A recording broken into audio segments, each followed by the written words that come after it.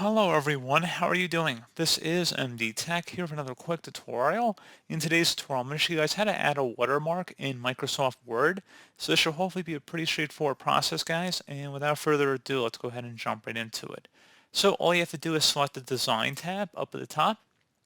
And on the far right side, you want to select Watermark. Go ahead and just left click on that. So if you want to just do a confidential watermark, you can just select that. Or if you have a custom watermark you want to add in here, you can select custom watermark and then go ahead and upload it. So if you select picture watermark and you can select the picture and you can just upload it from your computer. If you just had a text watermark you wanted to make here, you could just type in specifically something you'd want to have as the watermark. So just type in example watermark and select OK. So you can see now it's been created over here. And if you were to go and double click on this watermark, you'd be able to go ahead and modify it.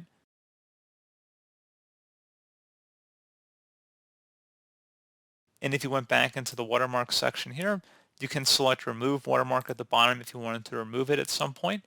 So pretty straightforward process here, guys. I do hope I was able to help you out, and I do look forward to catching you all in the next tutorial. Goodbye.